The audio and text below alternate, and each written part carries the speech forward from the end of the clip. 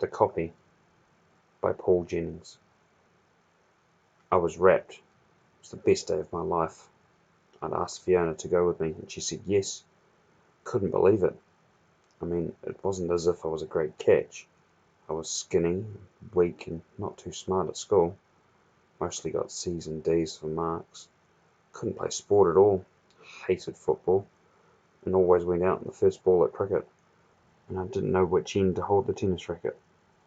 Fiona had still said she'd be my girlfriend. Every boy in Year 11 at Hamilton High would be jealous, especially Matt Hodson. It's no secret he fancied Fiona too. I grinned to myself. I wish I could see his face when he found out the news. He thought he was so great in every way he was. He was the exact opposite to me. He was smart, always got A's for everything. He was captain of the footy team, best batsman in the cricket team, and he was tough, real tough. He could flatten me with one punch if he wanted to. I just hoped he took it with good grace about Fiona and me. I didn't want him for an enemy. I headed off to Crankshaft Alley to see my old friend Dr. Woolley. I always went to see him when something good happened, or something bad. I felt sort of safe and happy inside his untidy old workshop. It was fun seeing what crazy thing he was inventing. Everything he had come up with so far had been a flop. His last invention was a warm clothes peg to stop people getting cold fingers when they hung out the washing. They worked all right, but no one would buy them because they cost $200 each. All of his inventions had turned out like that. They worked and they were clever, but they were just too expensive for people to buy. I walked on down past all the other little shop front factories till I reached Dr. Woolley's grubby door. I gave the secret knock. 3 slow, 3 fast, and his gnomish face appeared at the window. I say gnomish because he looked just like a gnome. He was short with a hook nose, and he had a white beard and bald head surrounded by a ring of white hair. If you gave him a fishing rod and a red cap and sat him in the front yard, you'd think he was a little garden statue. He opened the door. "Come in, Rodney," he said. "Tim," I corrected. He always called me the wrong name. He had a terrible memory. "Now where's that screwdriver?" he said. "It's always getting lost." "It's in your hand," I told him. "Oh, thanks, Peter." "Tim," I sighed. Don't know why I bothered. He was never going to call me by my right name. It wasn't that he didn't know who I was. He did. I was his only friend. Everyone else thought he was a dangerous crackpot because he chased them away from his front door with a broken mop. I was the only person allowed into his workshop. "Still working on the cloner?" I asked. His face turned grim, and he furtively looked over at the window. "Shh, not so loud. Someone might hear. I've almost perfected it. I'm nearly there. This time it's going to pay off."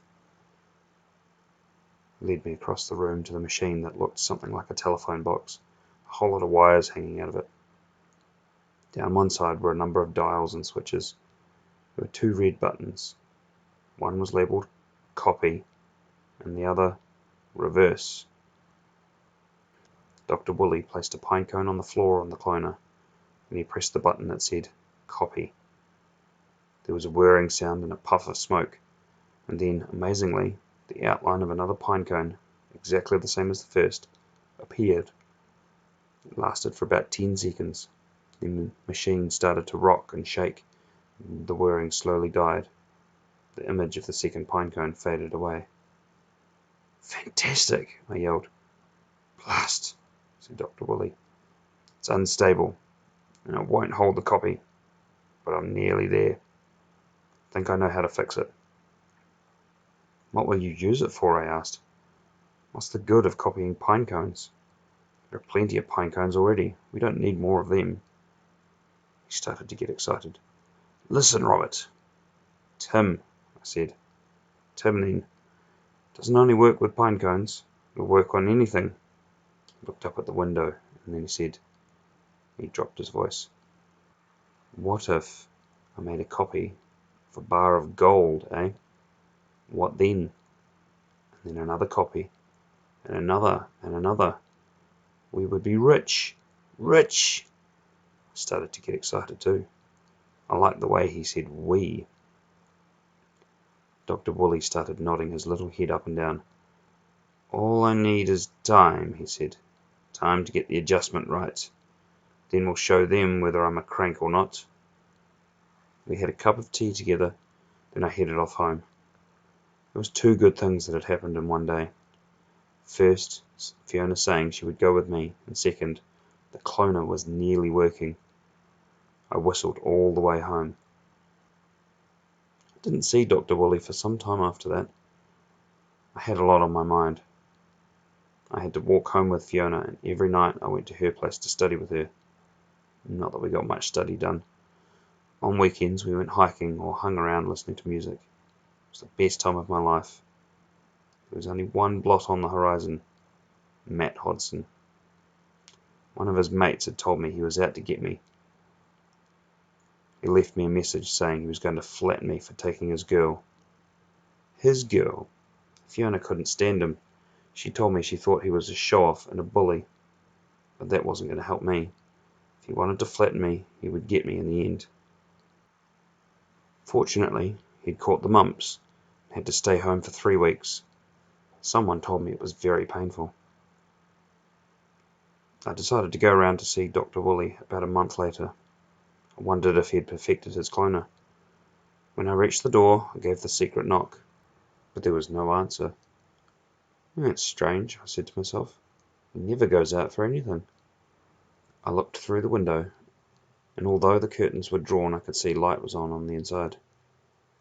I knocked again, but the door, still no answer. Then I started to worry. What if he'd had a heart attack or something? He could be lying unconscious on the floor. I ran round to the back, got the key from the hiding spot in an old kettle, and let myself into the workshop. The place was a mess. Tables and chairs were turned over, and crockery was lying smashed on the floor.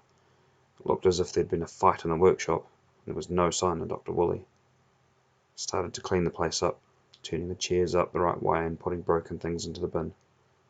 That's when I found the letter. It was in an envelope marked with 4 names. It said John, Peter, Robert, and Tim. The first 3 names were crossed out. Dr. Woolley had finally remembered my name was Tim after 4 tries.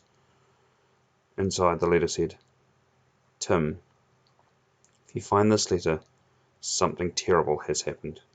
You must destroy the cloner at once. Woolley." My eye caught something else on the floor. I went over and picked it up. It was another letter exactly the same as the first. Exactly the same.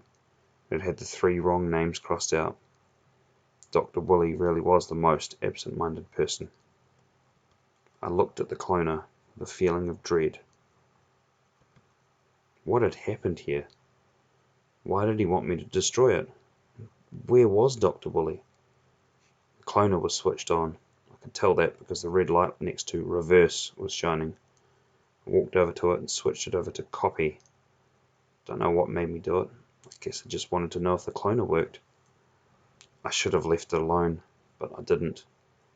I took a biro out of my top pocket and threw it inside the cloner. Immediately, an image of another biro formed.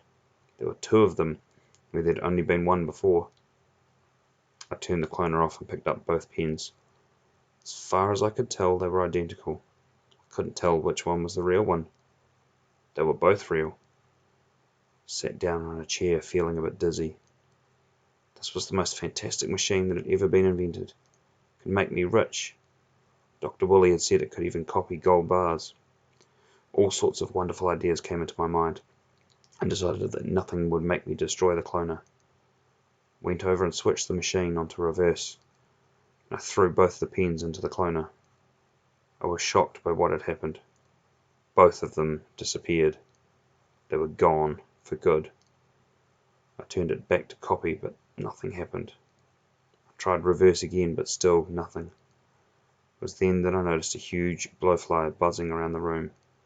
It flew crazily around my head and headed straight into the cloner. Vanished without a trace. The cloner was dangerous when it was switched onto reverse. It could make things vanish for good. Wondered if Dr. Woolley had fallen into the machine, or had he been pushed. There certainly was signs of a struggle. I thought about going to the police, but What could they do? They couldn't help Dr. Willie if he'd fallen into the cloner, and they'd take it away and I'd never see it again. Didn't want that to happen. I had plans for that machine. It was mine now. I was the rightful owner. After all, Dr. Willie had said we would be rich. Unfortunately, now it was just going to be me who was rich. I went back to Fiona's house, spent the evening doing homework with her. I didn't tell her about the cloner. I was going to give her the first copies I made from it. 10 o'clock, I walked home through the dark streets, keeping an eye out for Matt Hodson. I heard he was over his mumps and was looking for me. The next morning, I borrowed Mum's gold cameo brooch without telling her. Decided not to go to school, but instead I went to Dr. Willie's workshop. Once inside, turned the cloner on to copy, threw in the brooch. Immediately, another one appeared. Turned the cloner off, took out both brooches. One was a mirror of the other. Both had the same gold setting, the same ivory face, but on one brooch the face looked to the left, and the other it looked to the right. Apart from that, they were identical. I whistled to myself. Copy was so good, couldn't remember which way Mum's brooch had faced. Still, it didn't matter. I would put one of them back where I'd got it, and give the other to Fiona. Next, I decided to experiment with something that was alive. Went outside and hunted around in the long grass. After a while, I found a small green frog with a black patch on its left side. Took it in, threw it straight into the cloner. In a flash, there were 2 frogs. They jumped out of the workshop floor. I picked them up and looked at them. They were both alive, perfectly happy. They were both green, but one had a black patch on the left, and the other had it on the right. One was a mirror image of the other. This cloner was wonderful. I spent all day there making copies of everything I could think of. By 4 o'clock there was 2 of almost everything in the workshop.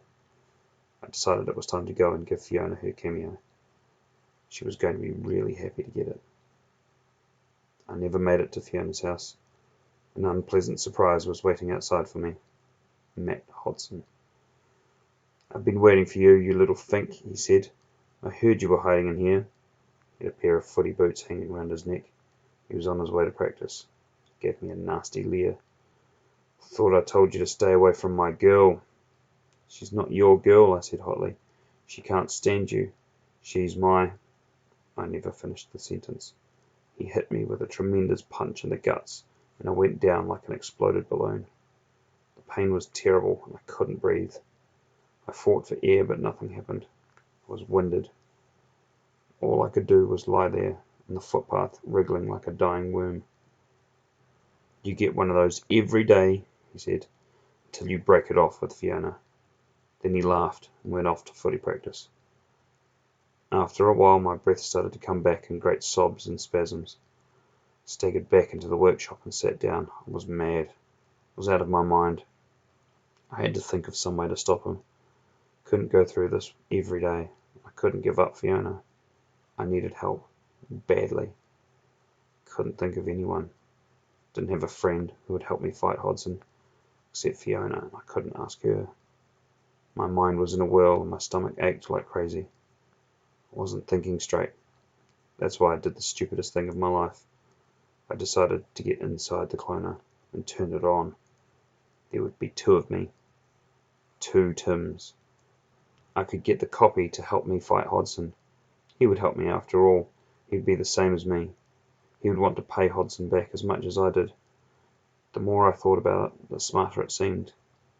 I'd make an exact copy of myself, and together we'd go off and flatten Hodson. Wondered what my first words to the new arrival should be. In the end, I decided to say, "Hello, welcome to Earth." I know it sounds corny, but at the time it was all I could think of. Turned the cloner to copy, jumped in, before I lost my nerve. In a twinkling, there was another me standing there, just like looking into a mirror. The same jeans, same jumper, same brown eyes. We stood staring at each other for about 30 seconds, without saying a thing. Then, both at the same time, we said, "Hello there, welcome to Earth." That gave me a heck of a shock. How did he know what I was going to say? I I couldn't figure it out. It wasn't until much later I realized he knew all about me. He had an exact copy of my brain. He knew everything I'd ever done. He knew what I'd been thinking before I stepped into the cloner. That's why he was able to say the same sentence. He knew everything about me. He even knew how many times I'd kissed Fiona. The copy wasn't just a copy. He was me. We both stood there again for about 30 seconds, our brains ticking over. We were both trying to make sense of the situation. I drew a breath to say something, but he beat me to it. "Well," he said, "what are we waiting for? Let's go get Hodson." The copy and I jogged along the street towards the football ground without speaking. I wondered what he was thinking. He didn't know what I was thinking.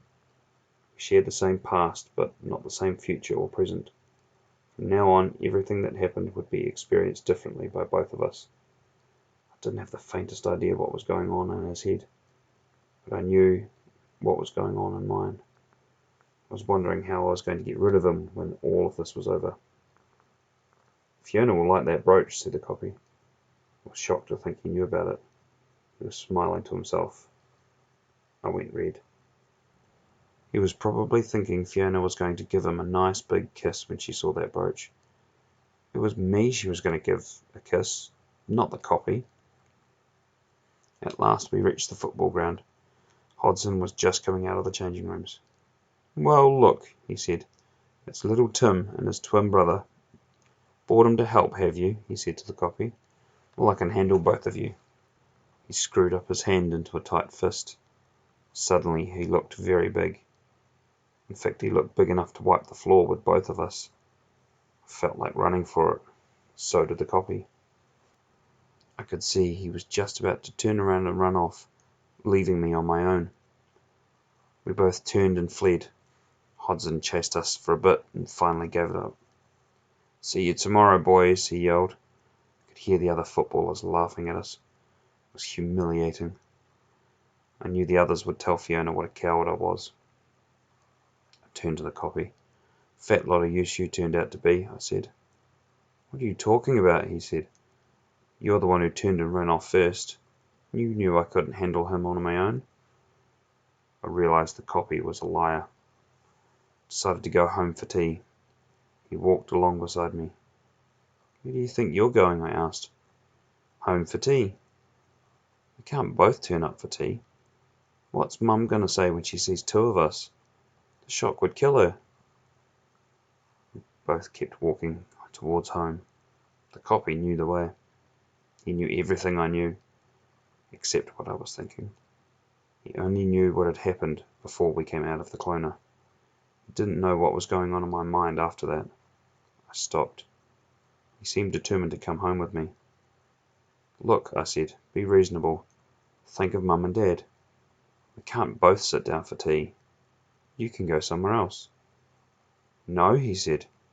"You can go somewhere else." Finally, we came to the front gate. "All right," I said to the copy.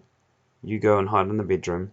I'll go down to tea, and afterwards I'll sneak you up some food." The copy didn't like that. "I've got a better idea," he told me.